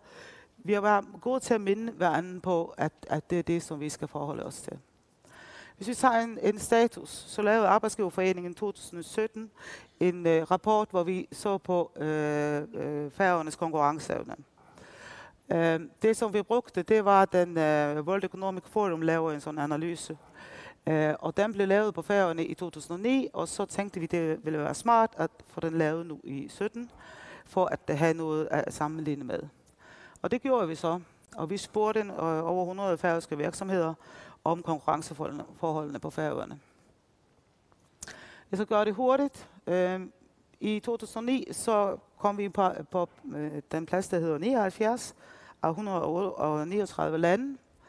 Og i 2017 så ligger vi på plads nummer 38. Og det var vi overrasket over, at det havde været så stor fremgang, og selvfølgelig også meget glade for. Men hvem sammenligner vi os med? Vi sammenligner os ikke med Sydeuropa eller afrikanske lande eller USA. Vi sammenligner os med de andre nordiske lande. Og hvis vi ser på, hvordan vi ligger i forhold til de andre nordiske lande, ja, så har vi noget at arbejde med, kan man sige. Hvis vi sætter op på den her måde, nu er det på færøsk, men de her ord, det er 12 ting, som man måler på i den her rapport. Og det er stående, det er institutioner, og der kan man se, at Færøerne ligger på niveau med de andre nordiske lande, når det kommer til vores institutioner på Færøerne. Når det kommer til infrastruktur, så ligger vi også godt an om makroøkonomi. Helse og folkeskole det samme, og højere uddannelse, der mangler det noget. Når det kommer til effektivitet i markederne, så mangler vi meget. Når det kommer til arbejdsmarkedets effektivitet, så mangler vi også noget. Og så kan vi gå rundt på den her måde. På den her er det nogle ting, man kan gøre noget ved som land, og det er nogle ting, man ikke kan gøre noget ved. Det, som vi kan gøre noget ved, det er effektiviteten på arbejdsmarkedet. Det er jo tilgang på arbejdskraft, det er noget, vi kan gøre noget ved. Og bedre brug af den arbejdskraft, som vi har, det er også noget, vi kan gøre noget ved. Og innovation, der er vi bagefter, det er også noget, vi kan gøre noget ved. Men så er der andre ting, for eksempel markedsstørrelse. Vi har 50.000 mennesker, og det er begrænset marked, vi har. Det får vi ikke løst så enkelt. Og så infrastrukturen, den er jo fornem inde i landet på Færøerne, men når det kommer til afstand til udlandet, så er det ikke så meget, vi kan gøre. Så vi har nogle ting, så vi kan fokusere på i den kommende tid, og som vi nu må lægge ind i en ny erhvervspolitik. Og hvis vi får forbedret effektiviteten på arbejdsmarkedet, og vi bliver bedre til innovation, så er det nogle af de andre parametre, der også vil komme sig, og så vil vi til næste undersøgelse hoppe lidt længere op på listen, håber vi. Så vi tager erhvervspolitik. Det er nu 20-30 år siden, at de grundlæggende principper for den færøske erhvervspolitik blev formuleret. Og det er jo ikke lyserigt det hele, og jeg synes, det er lidt metaltræthed kommet i systemet. Og vi ser nogle politikere, der har lyst til at gå ind og bestemme, hvor man skal producere laks, og hvor nogle fiskelicenser skal være henne, hvor fisk skal produceres og sådan noget. Og det er noget, som politikerne bestemt ikke har forstand på. Og det er et grundlæggende brud på den erhvervspolitik, som vi har haft, det offentlige har haft, og som Arbejdsgiverforeningen hele tiden har snakket om, at kapitalen skal få lov til at arbejde der, hvor det lønner sig. Vi har også set, at afgifterne øges, og så den her konstante mangel på arbejdskraft fra tid til tid.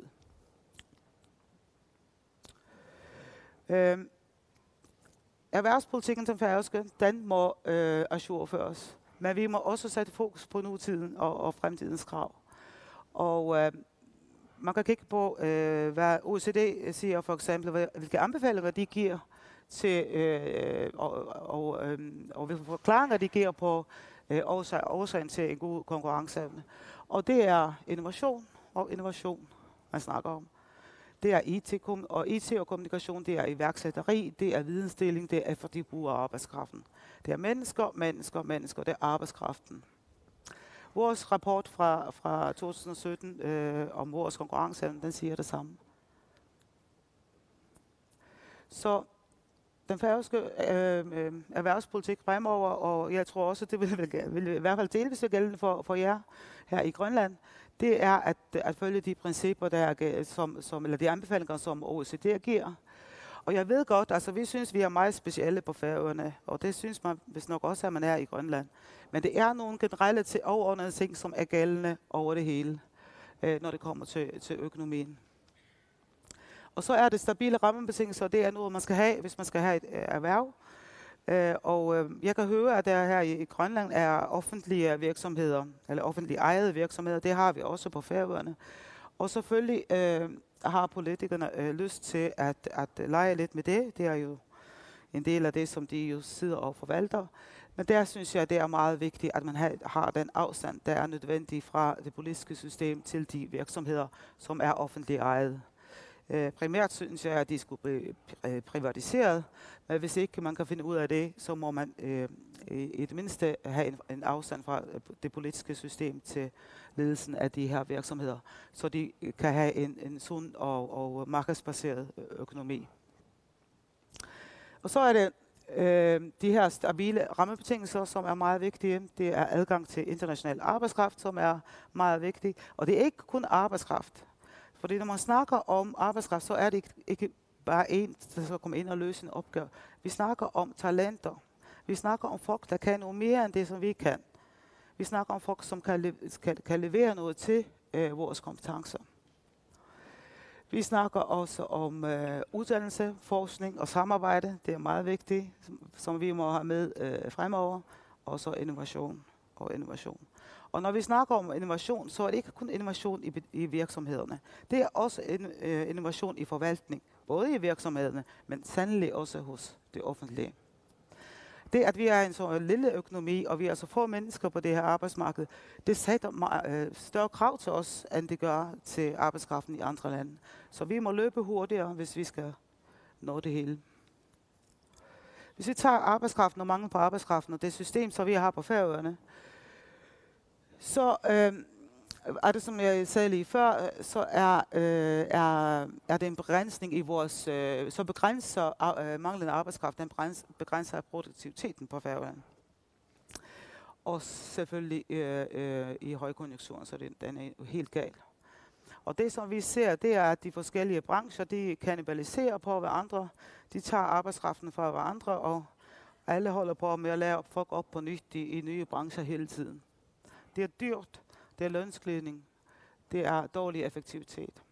Og det er stort set alle brancher på Færøerne mangler håndværkere, ingeniører, teknisk personale, alt muligt slags. Det som vi kalder for kloge hænder.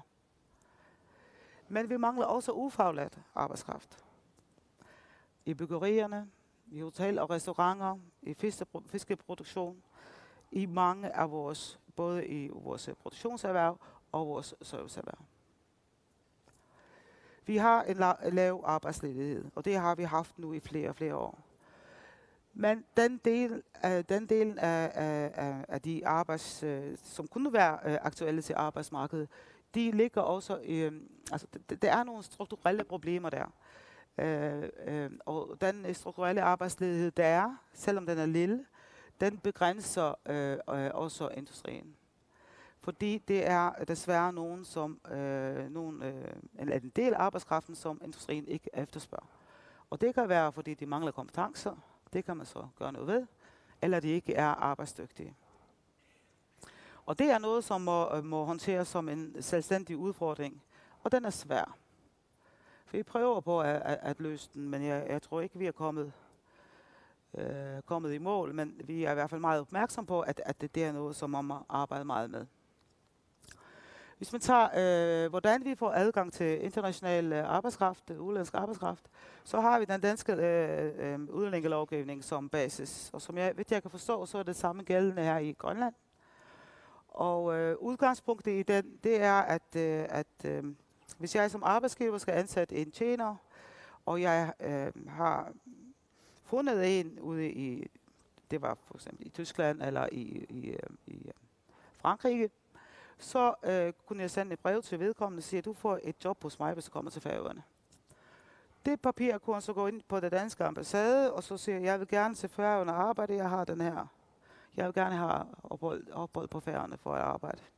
Og så gik jeg igennem systemet til København, og til Færøerne, tilbage til København, og så tilbage til Frankrig eller Tyskland.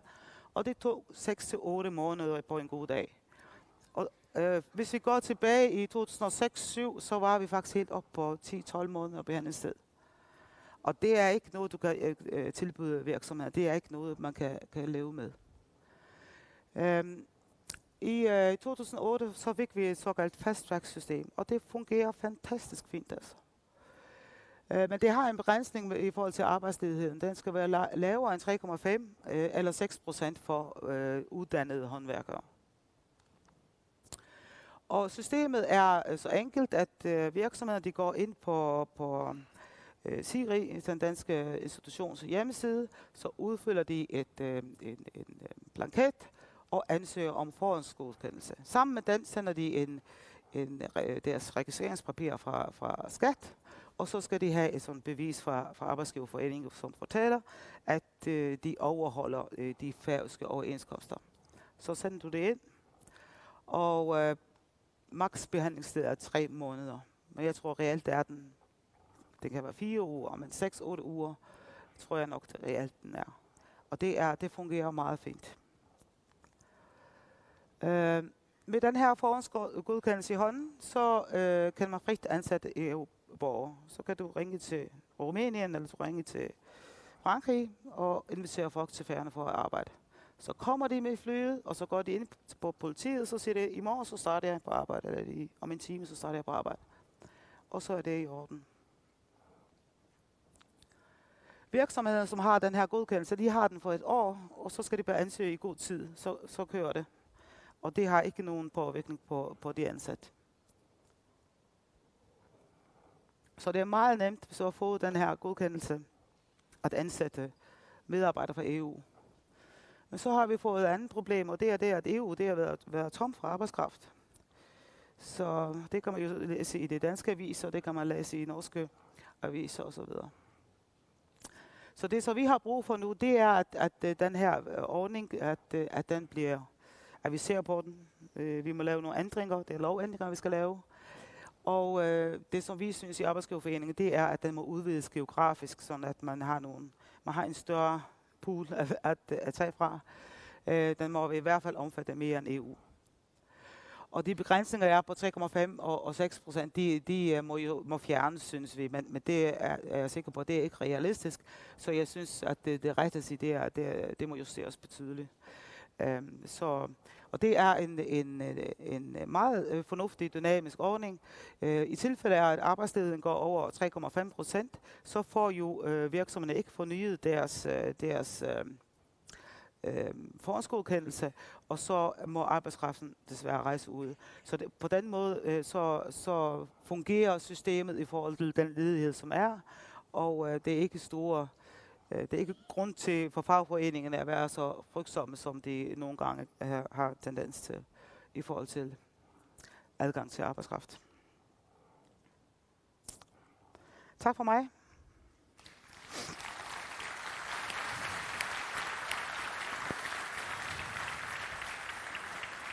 Det er så sandelig os, der takker, Merita, og det er utrolig fristende nu at gå i gang med at bede dig om at uddybe nogle af de her erfaringer. Det vil jeg undlade, fordi tiden er fremskredet. Jeg konstaterer, at I endnu ikke har taget fat på det der med at reducere afstanden mellem Færøerne og udlandet.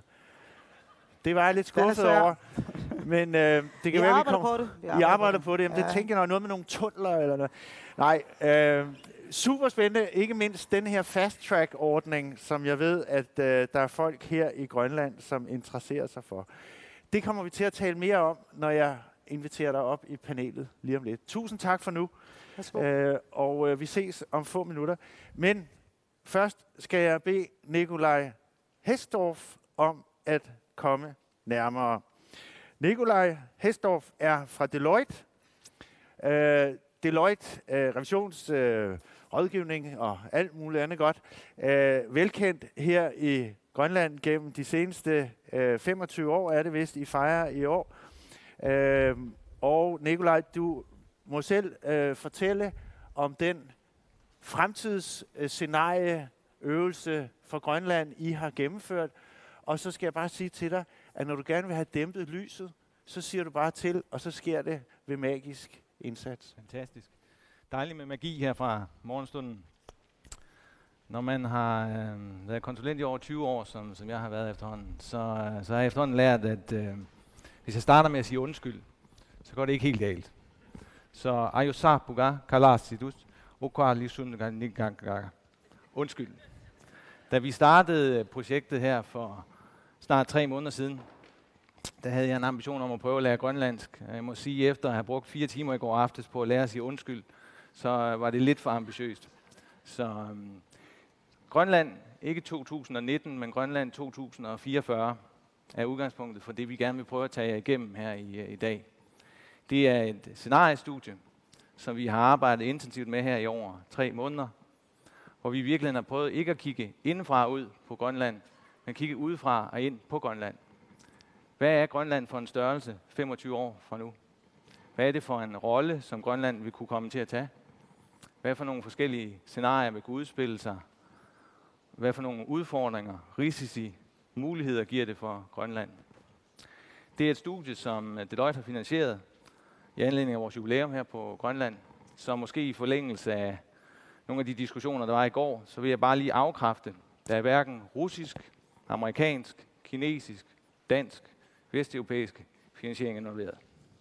Nordkorea er for øvrigt heller ikke involveret. Som jeg sagde, så er udgangspunktet lidt at kigge på og sige, når vi kigger på Grønland udefra 25 år fra nu, hvad er det så for en fremtid, der kan forme sig? Vi har kigget ned i mere end 90.000 forskellige databaser rundt omkring globalt. Vi har anvendt kunstig intelligens på at kigge på, ligesom at sige, hvad taler verden om, når de taler om Grønland? Hvad er det for nogle mønstre, der danner sig? Hvad er det for nogle patenter, der bliver ansøgt om rundt omkring i verden? Vi har talt med eksperter, både indenfor og udenfor, omkring Grønland osv., for at der er jo et meget holistisk perspektiv omkring Grønland.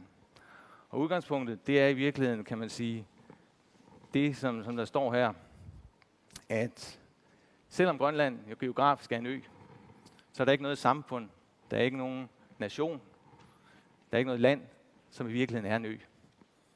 Man lever i et samspil med en verden omkring en. Man lever i et samspil med en masse faktorer, som spiller ind og påvirker. Og det er det, der har været vores udgangspunkt. Hvad for nogle kræfter kommer til at påvirke Grønland 25 år fra nu? Fordi tit så fortaber vi os i de ting, som er meget tæt på. De ting, som ligger lige rundt om hjørnet. Men i virkeligheden de, der former fremtiden, det er det, der ligger langt ude. Så det har været vores udgangspunkt. Samtidig så kan man sige, så er vi nødt til at tænke holistisk på verden. Vi er nødt til at tænke på, ligesom, hvad er det for nogle kræfter, teknologi, økonomisk, samfundsmæssigt, populationsmæssigt osv., som former den fremtid. Det vi prøver at drage en masse perspektiver omkring. Og en af nøgletingene, som vi har boret ned i, det er virkelig at omfavne usikkerhed. For når man står over for at skal træffe nogle store, eksistentielle beslutninger, så er det virkelig ikke det, man allerede godt ved, som er vigtigt. Det er det, man ved, man ikke ved. Og det er det, man ikke ved, som er vigtigt at fokusere ind på. Det at bruge 90% af tiden på at bekræfte og validere det, man allerede ved, det er virkelig misledende i forhold til at få styr på sin fremtid på den lange bane. Så det har været udgangspunktet for det, vi har dyrket ned i. Det har været omfavne usikkerheden. Kigge ned på, hvad er de største usikkerheder, som kan forme Grønland fremadrettet. Og grundlæggende, så kan man sige, at prøve at komme fra en virkelighed, hvor vi kigger på nogle store usikkerheder, nogle store risici, sige, hvad er det for nogle optioner, der danner sig for en samfund som det grønlandske? Hvad muligheder har vi? Hvad udfordringer giver det os? Hvad for nogle risici giver det os? Men hele tiden med udgangspunkt omkring at ligesom sige, hvad er det for en rolle, som Grønland kan have i verden? Fordi Grønland har en rolle i verden. Og vi har tilladt os ikke at lade os absorbere alt for meget af de indre linjer, de interne diskussioner osv. De fylder meget i de her par dage her osv. Men kigget meget på ligesom at sige, hvad er det udefra, som kommer til at forme Grønland? For at nå frem til ligesom at sige, hvad er det for nogle muligheder, for nogle optioner, som der former sig rent strategisk? Det nøglespørgsmål, som vi har dykket ned i og kigget på, det er, hvad vil Grønlands økonomiske og globale position være i 2044? Hvad er det for et aktiv, som Grønland vil kunne være? For Grønland er et aktiv, men er det et naturmæssigt aktiv? Er det et infrastrukturelt aktiv? Er det et sikkerhedspolitisk aktiv? Hvad er det for nogle aktiver, som i virkeligheden former Grønland fremadrettet? Og det vi gerne vil prøve at tage jer igennem nu, vi vil gerne prøve at bede jer om at sænke skuldrene en lille smule. Synke lidt tilbage i sædet. Lidt ligesom når I er i biografen. Fordi det, der sker, når man gør det, så kan man rent faktisk forestille sig det, der sker op på lærredet. Jeg vil gerne prøve at præsentere for jer 4 forskellige scenarier for, hvordan virkeligheden kunne fremme sig for Grønland de næste 25 år. Vi skal prøve at få slukket lyset.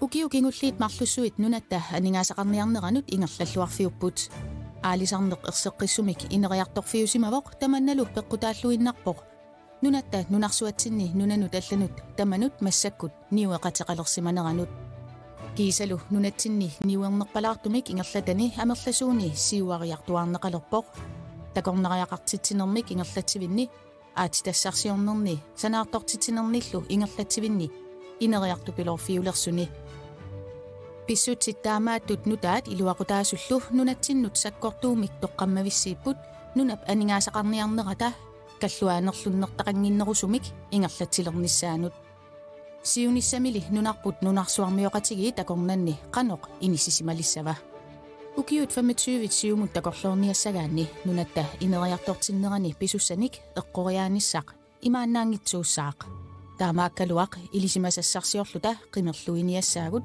ukior 2004 forumi nunatta aningaasaqarniarnikkut inisisimalerfigisinnaasaattut takorluukkat piviusorsiorpalaarnerit sisamat ujartorlugit ullumikkut erseriartulereerput pissutsit arlallit nunatta siunissami qanoq periuseqartariaqarneranik tikkuusisullusooq periuserisinnaasaniilli katiterinnertigut inernerutitani ersertuni malunnaatilimmik kalluaasussani pingaartumik marlu nalunartortaqarpaseqaat nunattalu ineriartortinneqarnissaa tungaviatigut imaaliallaannaq алларлуиннармут сангутиссиннааллугу налорнинарторсиуллерми пинеқарпоқ инериартортитсиниарлуни ингерлариарфиссаник налеққуссуиниарнерни нунатта қаноқ пингаарутеқартигитиннеқарнissaa нунарсуармиоқатитта исаат аторлугит периарфиусиннаасут сиуллиат тассаавоқ анигаасеқарниарнеруп инерисарнерани нунарпут пингаарутеқарлуиннартутут инисисиматиннеқассасоқ силлимматитут писууссутит пигисаи ааммалу нунарсууп тамааниатунгаани инисисиманера писсутигалугит периарфиусиннаасуп ааппараа нунарпут нунарсуармиоқатигиит тассаатилиссагаат нуна пингортитақарфик тупиннартулиаасоқ тамаани пингортитақ серлерсаарфигинеқарсиманани мингуитсууммат ааммалу каллуарнеқарсимангитсуник умасоқарфиуллуни налорнинартуп ааппаани эққарсаатерсорфигинеқарпут силап аллангориарторнерата аннертуссусериумагаа ааммалу кингунерилигассаи нунарсуарми тамарми намминерлу наюгарисами силап аллангориарторнера арриитсуиннармик писиннаавоқ таамалу кингунипилорилигассаи ingasaginnassanatik sungiutassaasorinarlutillu aappaatigulli aamma аллангуутиссат суккасуумик наллиуссуутилерсиннааппут таамалу нунарсуармиоқатигииннут ааммалуми нунатсиннут тупассутаасиннааллутик сууюннаарситсисиннааллутиллу налунартортат пингаарнери тааккумарлук эқитеруккутсигит пилерсиссавагут такорлууккат ерсеққиссут пивиусорсиорпалаартуусуллу сисамат нунатта укиор 2004 форуми нунарсуармиоқатигиинни қаноқ иниссисималерсимасиннаанеранут ниттарсаатаасут сиунissarsukkalisaarluta tikipallatigu saqqummiunniarlugit oqaluttuat assigiingitsut sisamat nunatta taamanikkussamut qanoq inissisimalersimanissaanik takorlorutaasut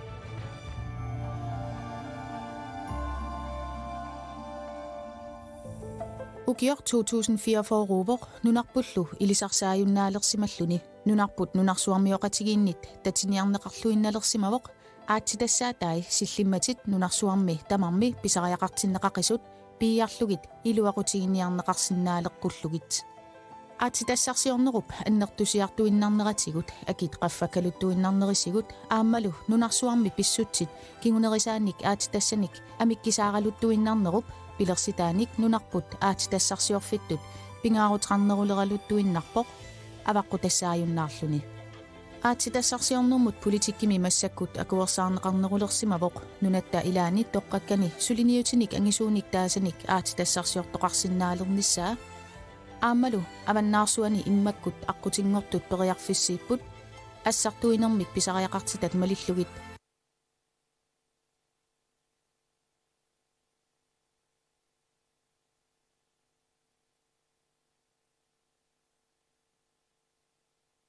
парсиннаалерниссаа ааммалу аваннаарсуани иммаккут аққутингортут периарфиссииппут ассартуинермик писариақартитат малиллугит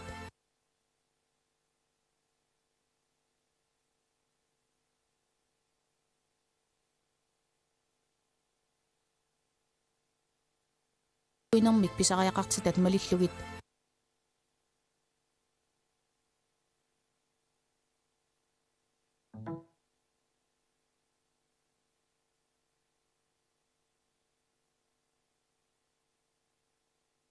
туинермик писариақартитат малиллугит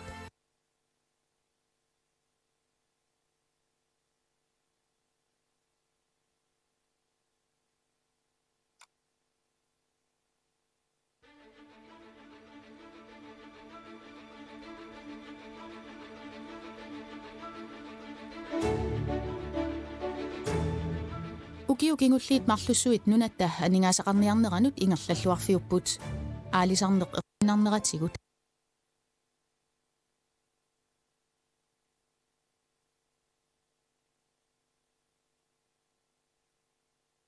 никтаасаник аатитассарсиортоқарсинаалерниссаа ааммалу аваннаарсуани иммаккут аққутингортут периарфиссииппут ассартуинермик писариақартитат малиллугит